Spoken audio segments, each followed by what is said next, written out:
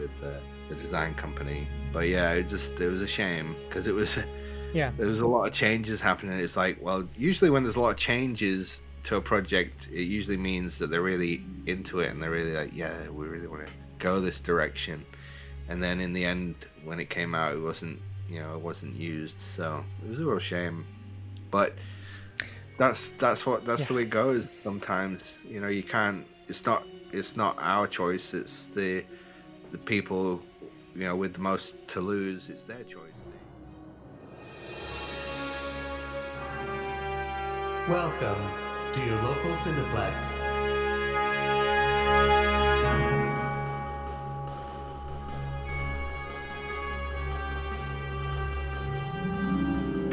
Welcome back to your local Cineplex. I'm trying to hold my excitement for today's guest, great guest, Paul Shipper. And if Hello. you don't know who this guy is, I don't know what to tell you. But he is a talented poster artist. You pretty much have seen his posters. If I may say, Paul, you're definitely you're leading the charge for poster artists and having studios go, I guess there's something to these illustrated posters. Maybe we should make a budget that allows to hire an illustrator on to make these posters instead of the beautiful Photoshop collages we get. Welcome to the podcast. Thank you. No, it's good to be here. I don't think there's any higher the podcast can go. Well, if Drew Struzan would ever want to do a podcast. There's a lot of people out there doing movie posters these days. So I feel like I'm middle of the road really, as far as maybe a little bit above, like if you were just gonna look at illustrated posters. But as far as posters go, it's not. Right. Yeah. But I've been trying to for the last 15 years probably trying to keep movie posters, the illustrated feel, the aesthetic of the movie poster that I grew up with and that many of us love, trying to keep it in the front of people's minds. For a little while it started to happen, and then more and more people have realized that they have a love for the illustrated poster too, and the art of the movie poster, which is something that I think is important and still is important in this day and age, despite it being a very digital realm. The thought that goes into a movie poster for a lot of people, it might still be the first thing that they see even before a trailer, and it has to kind of give a vibe that it'll pique their interest to kind of look into it more, and to for an audience member to devote their the money, time, whatever it is to put themselves through something. So I'm a great believer in as much truth in advertising as possible, so that if somebody sees a poster and then goes to see that movie based on that poster, you want to make sure that they at least don't come out of it thinking, well, that wasn't what I signed up for. Right. That's something that's important to me. That's a good value or goal, to have truth in advertising. Try to. You try to, because it's nice to know. It's nice to hear, because that's when I was in college and learning advertising. That wasn't the goal. It was. It probably never was the goal. But for me, I would base my movie-going experience sometimes off a poster. Trailers seem to give too much away sometimes, whereas a poster is can be a bit more mysterious and kind of give you the intrigue for something. And so I would look at posters more and kind of, if it's a good poster, I'll probably go and see the movie. And then sometimes I would be disappointed with that movie because it didn't live up to the poster, or, that kind of thing. And so, but it is difficult, because when you're working on some of these big movies, you rarely get the chance to actually see the film and get a real sense of what the film is when you're working on a poster. So you have to kind of go off the creative directors, they've probably seen a screening of it, and so they're trying to explain to you what it is. Right. So you have that, but you personally don't always get the chance to see it. But when it comes to some movies I get screeners for, I get to see the film before you work on the poster, and sometimes it's mostly the lower budget ones that you get to do that, and you get a lot more freedom. You can kind of play around, and That's good to know. I mean, I guess that makes sense. That you said the lower budget ones are the ones that you usually get to see a screener for. yeah, or sometimes like there'll be like there's been times where I've worked with the director themselves have just liked my work and then got in contact with me, and so working with the director and kind of it's their vision for the film, and so it can make it a very in-depth kind of design situation where you have to try and meet what's in their head, and that can be very difficult too. Yeah. It's down to the individual you're working with, really. Some people are very kind of like, whatever you do is going to be cool. Some people are like very specific, and it's every job is different, which makes this profession quite interesting, really, because the people you work with, the experiences you have are very different, almost different every time. You can't really although my process might remain the same or similar throughout each thing, the creative arc can change dramatically client to client. So, and sometimes I'll be working on 3 or 4 projects at a time, and so you are working with 3 or 4 different clients who all have different ways of working. So but it's good. Like, you'll show something to somebody, then it gives you like a day or so to work on the other project, and then you show them, and then you have a bit of extra time to work on the next project. Right. And so you kind of keep rolling it like that. That's a good way to work. That helps. It's a way. I don't know if it's a good it's way. It's a way. It's a way of trying to juggle right. projects. It seems to work quite well for me. Like, I mean, I think I prefer that's like you said, that's a way to work. It's a way of managing each project, and right. So you have to have a give and take. Sometimes it's just you don't have 3 or 4 projects, you just got one. It's not all the time, but I'm just saying, like, it can be that way. You have to kind of work slightly different for each client, or you have different feedback to kind of contend with, or at the end of the day, we as illustrators or designers, our job is to really please the client as best we can, and they have to also realize sometimes that we're not mind readers, and right. We just do our best, the knowledge that we've picked up over the years, and to try and meet their expectations, and sometimes surpass the expectations, which does happen, which is always nice when that happens. You really know you've done something good when they have expectations and you kind of obliterate those expectations, then they're just blown away by what you've done. They're just like they can't believe it. That's the real icing on the cake. I always kind of wondered why. At one point I was like, why is there so many posters for this movie? I was like, I don't know, say 20 posters for one movie. And it was almost to try and hit every demographic possible and not to offend anybody and just make everybody happy. It's like, and that's why the character poster came, there's all these 10 character posters. Okay, it's not, well, we want to give everyone their own poster. Okay. All right, you don't really need to, but I think if I can see, different countries have different visual language, and right. I can see why different countries might have different artwork or different, because some countries read from right to left in a book. Or so when they look at a poster, they'll read it that way. They'll read it a different way than the way that we might read it. And so I get that, but I don't understand why they would have so many for the same territory, or that kind of thing.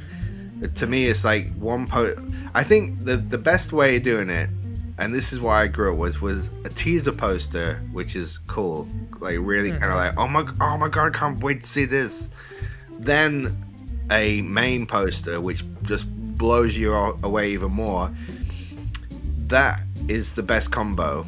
It's like the really, 1-2 punch, right? Yeah. I think that is the.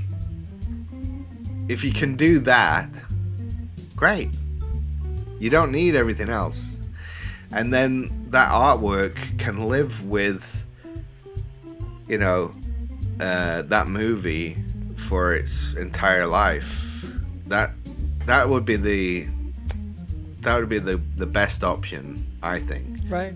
And then if it's re-released, like Raiders of the Lost Ark, when that came out, it had the Amsel poster, the main Amsel poster, and then I think when it was re-released the following year, it had another Amsel poster. It was a different poster, which had more characters on it, and it's kind of like embellished. It was beautiful. Both of them are beautiful posters, but the first one is a bit more kind of like simple. It's like just Indy holding the whip, and then a little bit of action scene down the bottom, and coming down, like Indy's coming down a rope. It's quite simply. It was a beautiful design. And then the next one he did was like with him holding the whip, and like a round shape behind him, and then characters down the side, with the arc at the bottom. And yeah, but that it just had a bit. It was a bit more. It had more going on. It was kind of. I think that if that's acceptable too. Well, I agree. We talked about on the podcast before of like you don't see the guts anymore with posters, with the whole teaser and then the 1-2 punch. So you look at Jurassic Park, right? That teaser poster, it was just the logo, right? And again, this was like, yeah, Steven Spielberg was like, he was getting big, right? But he didn't have I don't know the big clout he did.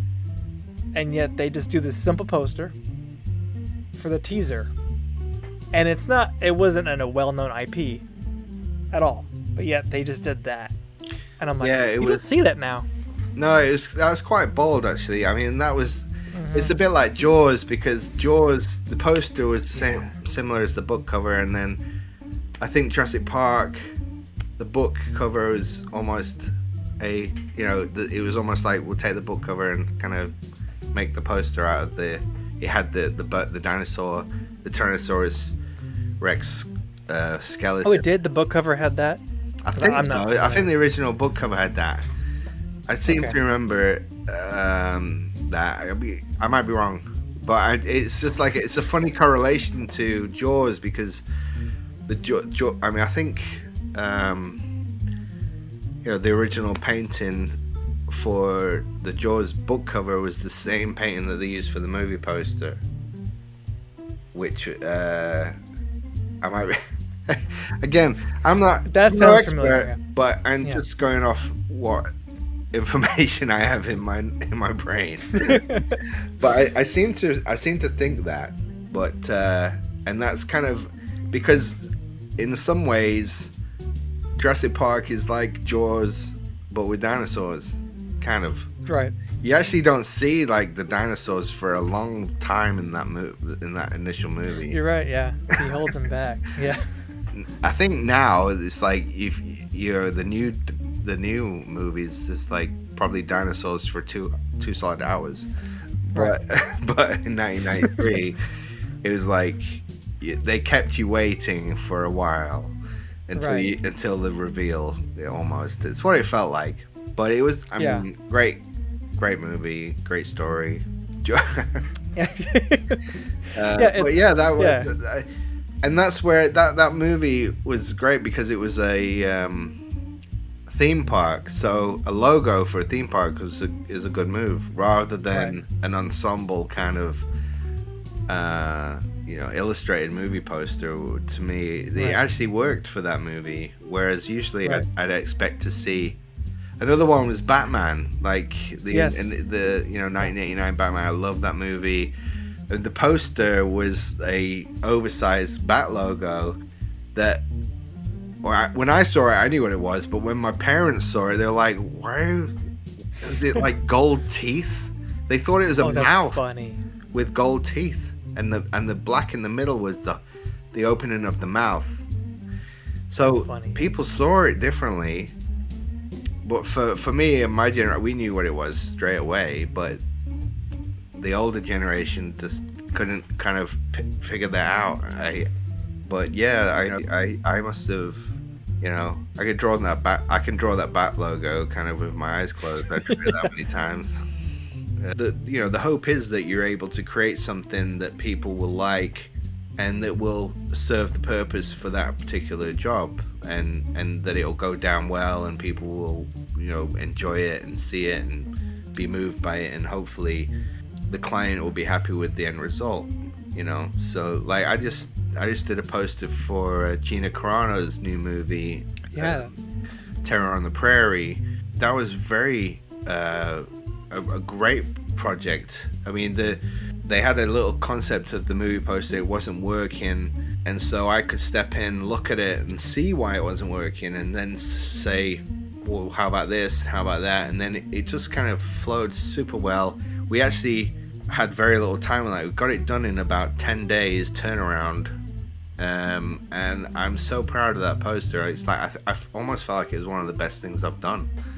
Like it just felt like, I don't know, especially being able to turn something around almost from scratch in a short time for them was a great thrill. And they love it. They're over the moon with the poster, and they've been using it a lot, and it's just so nice to see the artwork being used, you know. Right. And it's not going under the radar. They're actually proud of it, and they're like, this represents our film, and this is what our film is, and we want you to see this. And they're putting it out there, and that's how it should be. Whereas, you know, some projects, you know, I haven't always got to work on the main poster, say, and so the main poster would get all the fanfare, and then the illustrated one, the fans would love it, but it didn't get it just kind of gets forgotten about, kind of. Sometimes. Yeah. The ugly stepchild. You go over here. Yeah, that's all right. Is that your experience with that film? Is that a common thing to where you feel like you're really involved with the creation of it versus just kind of like the finisher? You know, they give you this. Yeah, you just that's make right. It first. Yeah, it feels like they came to me because they knew I could do something for them, you know, and I could kind of make it work. And that also does happen with finishing, though, because sometimes they'll have a composition, but it's just not working. And so you do get this. It is a similar feeling, to be honest, because you're able to just pull it together and just make it work. Like sometimes just a few little changes here and there can just pull it together, and then when it's fully illustrated, it's combined and it's gelling together, and it works. It doesn't feel like it's many different things. It feels like one thing, and that is one of the things that I really enjoy about this job, is kind of making it work. You know, it's like I love problem solving is one of the things I think I like to do, and when you're given things to work with, if I'm given lots of stills to work with, I can figure it out, and especially if I'm given a good sense of what the project is, it really helps, like just kind of know. There are some projects where you work on, they give you access to 75,000 photographs, and you have a day to look through them and pick which ones you think might work, and then you're like, you don't even know what the film story is, or you don't know who the bad guy is or anything. All you've got is photographs, and it doesn't always tell you everything, and you're supposed to come up with something from that. I didn't even think of that. Yeah. To me, that's wasting time. When you want to work with someone, I think you should be able to sit with them, even on a video chat, and say, we know you can do this, we want you to do this, and this is some information that's going to help you do this, rather than we're not going to tell you anything, here's a load of photographs, make something, and then you're like, I have no clue You need a bit of Right. groundwork to kind of. So working with like Dallas Sonnier, who produced the Terror on the Prairie, I spoke to him, and so he was my kind of main first kind of talking to about the poster, and he said, he had this idea of the cabin and the smoke, and it's called Terror on the Prairie, but the cabin was just like, it just looked like Little House on the Prairie, because it was the cabin with the smoke. It just looked like they were having a nice time inside the cabin, and they had the fire going and the smoke was coming out the top of the cabin. That was my first thing. Was like, well, actually, we need to see some kind of terror. Like, let's like set it on fire or something, and have the protagonist outside with weapons and give it a sense of terror. So that really helped. And the relationship with the characters was important. So obviously Gina Carano was the main character, and they initially didn't want the ensemble cast on the poster, but I saw the stills of the cast which look amazing, and I'm like, we can't not have these guys in a Western cowboy style movie poster. So I was like, they're going in it. And I just put it together and I laid it out the way I thought. And that ended up being used in the cabin with the smoke and everything. So we got the best of both in one poster. And it just came out great, and they loved it, and I'm so happy that they like it. Gina was over the moon. She contacted me directly and told me, and that's cool. It's just so nice. Like, you feel like you're part of the team, and when that happens, that's really rewarding, because that doesn't always happen. It really doesn't. So when it does happen, it's really nice just to get a little bit of feedback, or say, this really captured.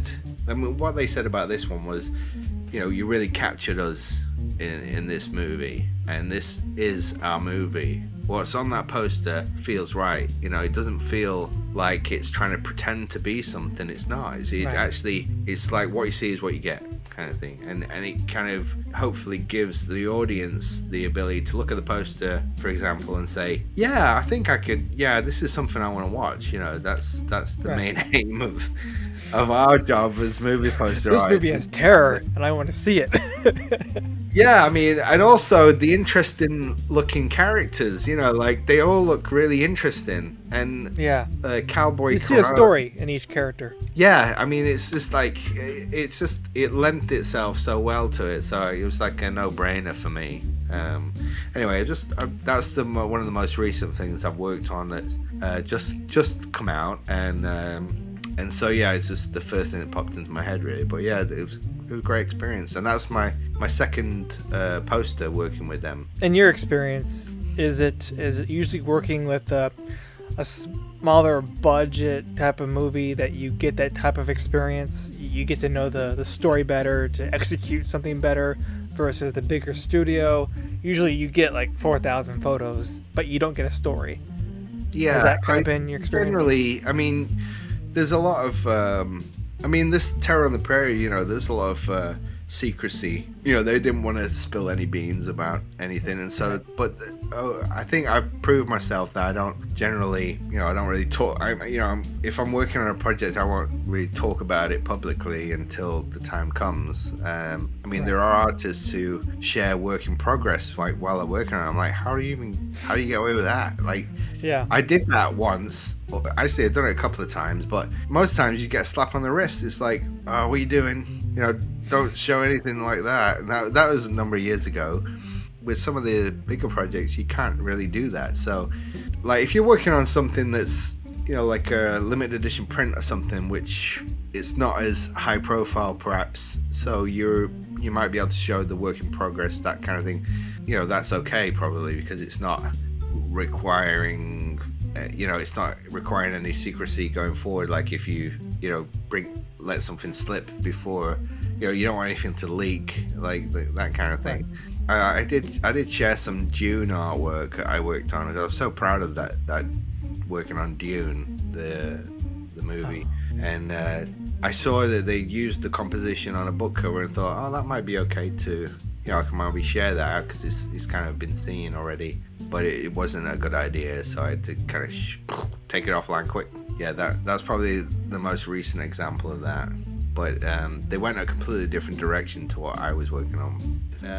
So it's totally out of our hands. We just generally try and provide what we can, based on what they're expecting from us, I guess. But it's kind of tricky. Yeah, I really would like to know the reasons why they did that. Because I mean, from my perspective, it's clear that they really wanted to get their money's worth out of the cast. They really were pushing. Look who's in this movie to sell it, versus the story. Yeah, it was, which is a shame. As someone who's read the book and likes it, I was like, oh, come on. Yeah, it was a shame, and I think they most of the time the people making the decisions are making the best decisions they can possible, and that's what they do. They look at everything and go, well, this feels like the right thing to do, and I think sometimes it works, and sometimes the audience and the people who are expecting things just they don't line up, and so it's unfortunate, but it is the way it is.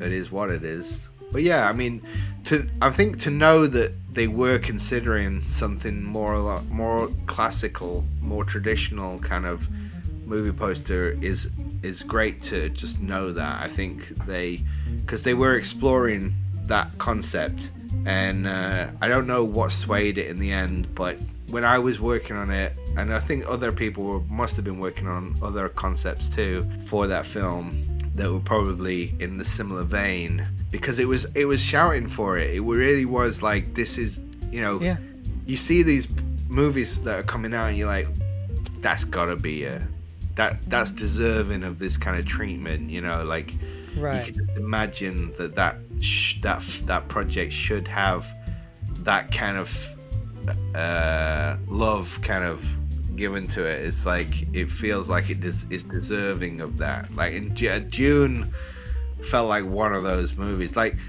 I mean, to be honest, like Blade Runner 2049, I think was probably deserving of something like that too, which it didn't get. And so you're dealing with the same people as well, I think, that are making those decisions, unfortunately. But yeah, I think it comes down to I think being afraid of. It might be that it might be afraid of kind of putting it out there in the thought that it might just be too throwbacky. Like it's not progressive enough. It's almost like taking a step backwards in their mind, right. Perhaps. But to me, that stuff is timeless. You can't. Yeah, it is. I can't look at it and go, like, I'll still look at a poster that was done in 1981 and think that's freaking awesome today. It doesn't age in that way unless it's specifically of a time period. But when it's something timeless, it feels like, even though, like, say Raiders of the Lost Ark, it was set in the 1930s. It had that serial feel about it. It felt like, it was set in a period of time, but it doesn't feel like it now doesn't feel old to me. It still feels like, I can watch that. You asked me for 3 movies, my favorite movies. Yeah. And that's the top movie for me, and it still is. Like, I actually gave you 5 movies because I thought 3 was not enough. Oh yeah, perfect.